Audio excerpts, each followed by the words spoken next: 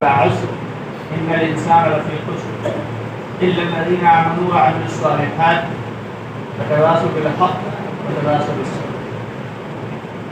میرے دوستو، عزیز ساتھیو، اللہ رب العالمین کا بہت شکر احسان اور کرم ہے کہ اللہ تعالیٰ نے ہم سب کو ایمان کی دولت سے نوازا، اور بے شک یہ اللہ کے فضل اور اللہ کے کرم سے ہم نے کوئی درخواست نہیں لگائی، لیکن اللہ رب العالمین نے ہمیں ایمان والے کے گھر میں پیدا فرمایا اور اپنے گھر میں آج اس مبارک دن یعنی جمعہ کے دن جو ہے مجتمع فرمایا۔ یہ اللہ کا بہت بڑا شکر و احسان ہے۔ یہ ایمان جو ہے اللہ تعالیٰ کی ایک ایسی عظیم نعمت ہے اور ایسی عظیم دولت ہے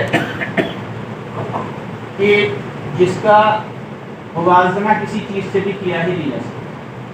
اللہ کی نگاہ میں اگر سب سے اہم اور سب سے اعلیٰ کوئی نعمت ہے تو وہ ہے ایمان، کہ جس کا فائدہ دنیا میں بھی ہوگا اور مرنے کے بعد آخرت میں۔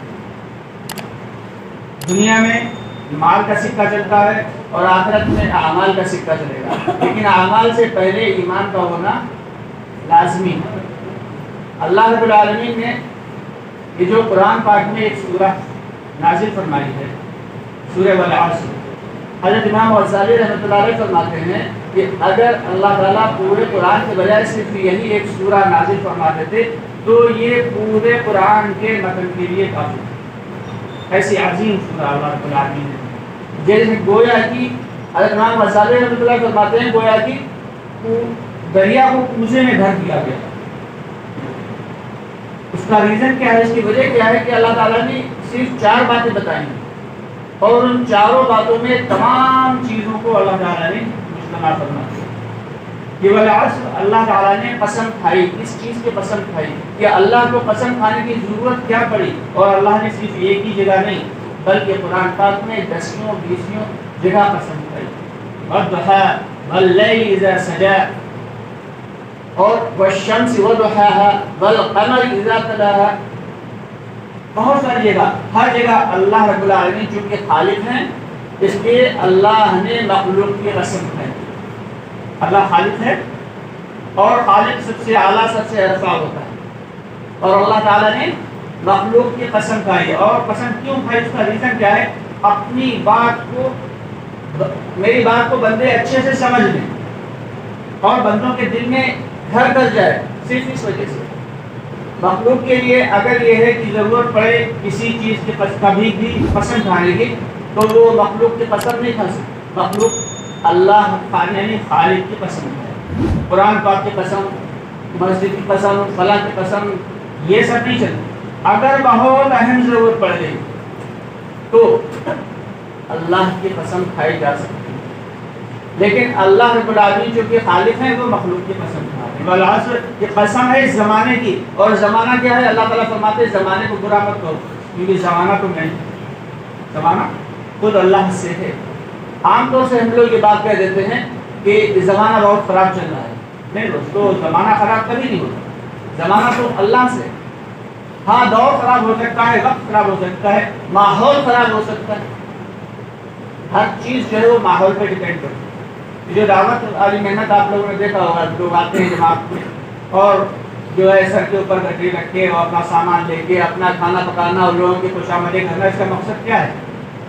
یہ دعوت والی محنت کا صرف اور صرف مقصد کیا ہے کہ 2 چیزیں، کہ اس میں سب سے اہم چیز کیا ہے کہ اپنے اندر ایمان بنتا ہے، یعنی جب دوسروں کو دعوت دیں گے تو اپنے دل میں ایمان بنے گا کہ اللہ سے ہوتا، اللہ کے غیر سے کچھ نہیں ہوتا، اور باہر ماحول بنتا ہے۔ دل میں، اپنے دل میں اپنا فائدہ یہ ہوگا کہ دل میں ایمان بنے گا اور باہر ماحول بنے گا۔ تو یہ جو آتے ہیں عام طور سے دیکھا ہوگا جماعتیں نکلتی ہیں 3 کی 4 ماہ کی، تو اس کا مقصد صرف اور صرف یہ ہوتا ہے کہ ہماری زندگی میں دین کیسے آ جائے، اور میری ذات سے لے کے اس بستی اور میرے گھر والوں کی زندگی میں اور سارے عالم میں دین اور دین کی محنت والے اعمال کیسے سنتے۔ اللہ تعالیٰ قسم کھا رہے ہیں والعصر، یہ قسم ہے زمانے کی۔ ان الانسان لفی خسر، کہ سارے کے سارے انسان، دنیا کی ساری انسانیت بہت بڑے خسارے میں ہے. اور مفسرین حضرات فرماتے ہیں کہ خسارہ اس گھاٹے کو کہتے ہیں، خسارہ وہ گھاٹا کہلاتا ہے کہ جو ہمارے جمع پونجی میں بھی گھاٹا ہو جائے. ایک ہوتا ہے منافع میں گھاٹا ہو گیا کہ ہمیں یہ پتا ہے کہ اس کے اندر مجھے 20% فائدہ ہوگا، لیکن اس میں صرف 5% نفع ہوا یا 10% نفع ہوا تو کہیں گے گھاٹا ہوا، تو وہ جو ہے وہ نفع کا گھاٹا ہے. لیکن خسارے کے متعلق فرماتے ہیں مفسرین حضرات کہ خسارہ وہ گھاٹا ہے کہ جمع پونجی بھی برباد ہو، یعنی ایک بہت بڑا نقصان. ان الانسان لفی خسر کہ دنیا کے سارے لوگ بہت بڑے خسارے میں ہیں، بہت بڑے گھاٹے میں ہیں. اگر سارے کے سارے لوگ گھاٹے ہی میں ہیں تو پھر بڑا فائدے میں کون ہے؟ اللہ رب العالمین نے ان لوگوں کی بھی صفات بتا دی اور وہ عمل بھی بتا دیے کہ جو لوگ فائدے میں ہیں. الا الذین آمنوا، مگر وہ لوگ جو ایمان لائے. اور ایمان بھی کیسا لائے کہ ایمان یہ ہمارے لوگوں جیسا نہیں کہ ایک ہوتا ہے علم الیقین، بالکل پکا یقین جان بوجھ کے، ایک ہوتا ہے علم الیقین.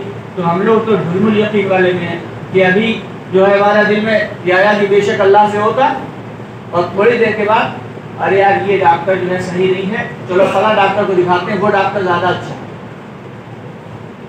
تو اگر اس سے فائدہ ہو گیا تو کہیں گے وہ ڈاکٹر اچھا تھا، جب ہم نے بتایا تھا بڑا ڈاکٹر تھا، اس سے فائدہ ہوا. ایسا ایمان اللہ کو پسند نہیں. ہاں بے شک گھر میں اگر بیمار ہے کوئی تو اس کا سنت طریقہ علاج کا بتایا گیا ہم سب کے آقا نامدار محمد مصطفیٰ صلی اللہ علیہ وسلم نے کہ اگر گھر میں کوئی بیمار ہو جائے تو یہ نہیں کہ اللہ نے بیماری دی اللہ ہی شفا دیں گے، اس میں کوئی دو رائے نہیں، اللہ ہی شفا دیں گے. لیکن دوائیں بھی اللہ نے بنائی اور اسباب بھی اللہ نے بنائے، اور دنیا دارالاسباب ہے، اسباب کے تحت چلے گی. تو سنت طریقہ یہ ہے کہ سب سے پہلے 2 رکعت نفل پڑھ کے صلاۃ الحاجت اللہ سے دعا کی جائے، اور اس کے بعد صدقہ کیا جائے، 100 50 200 جو بھی ہے صدقہ کر دیا. اس کے بعد جا کر کسی ڈاکٹر سے مشورہ کیا جائے اور دوا کی جائے. اگر جانچ وغیرہ بتائے تو جانچ بھی کروائی جائے. یہ جہالت ہے کہ ہم ارے اس سے کچھ نہیں ہوتا، دواؤں سے کچھ نہیں ہوتا، شفا دینے والی ذات تو اللہ کی، اس میں کوئی دو رائے نہیں. کہ حضرت عیسیٰ علیہ السلام جب قیامت سے پہلے 4تھے آسمان سے اتریں گے، زمین پہ آئیں گے، تو دمشق کی جامع مسجد کے مینارے پہ آ کے اتریں گے. 2 فرشتے ہوں گے جن کے کاندھے کے اوپر ہاتھ رکھتے ہوئے 4تھے آسمان سے حضرت عیسیٰ علیہ السلام تشریف لائیں گے، اور جامع مسجد جو ہے دمشق کی تھی اس کے مینارے پہ اتریں گے. اور پھر وہ فرشتے تو چلے جائیں گے، عیسیٰ علیہ السلام کہیں گے کہ بھائی سیڑھی لگاؤ تاکہ میں نیچے آؤں.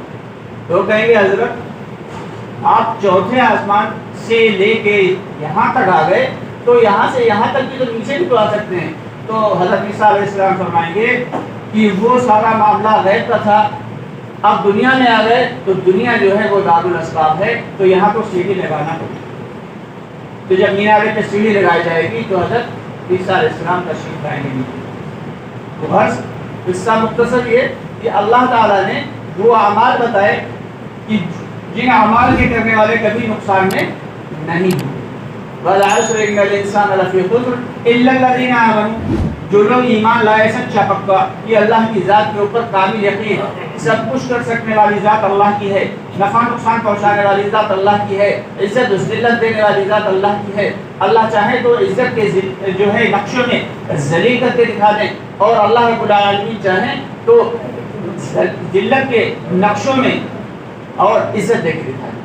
کہ حضرت دیکھیں حضرت موسیٰ علیہ السلام کے پاس بظاہر کوئی نقشے نہیں ہیں، جا رہے ہیں، ان کے پیچھے ان کی جو ہے پوری کی پوری قوم ہے جو بہت بالکل سیدھے سادے لوگ ہیں اور گلے کچلے لوگ ہیں، اور پیچھے سے فرعون آ رہا ہے جس کے پاس بہترین قسم کی افواج ہیں، اور اس کی جو تعداد ہے تقریباً 6.5 لاکھ ہے.